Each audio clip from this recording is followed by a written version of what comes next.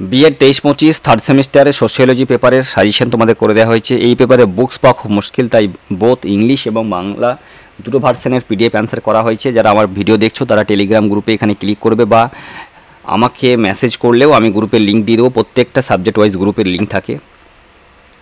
তাই তোমাদের জন্য যে সাজেশন গ্রুপে থেকে করা হয়েছে সেখানে হলো 1 বিতর্ক কাকে বলে, 2 বাৎসরিক পত্রিকা কাকে বলে, 3 অনুশিক্ষণ এবং অনুকৃতি শিক্ষণের মধ্যে পার্থক্য, বিষয় ক্লাব কি, পুনঃপ্রতিবার্তা বা রিইনফোর্সমেন্ট কাকে বলা হয়, শিক্ষা বিজ্ঞানসম্মত বিশ্লেষণ কাকে বলে, আদর্শ সমাজতত্ত্ব শিক্ষকের দুটি গুণাবলী, নির্ভরযোগ্যতা কি। কোয়েশ্চেন বি থেকে পড়েছে।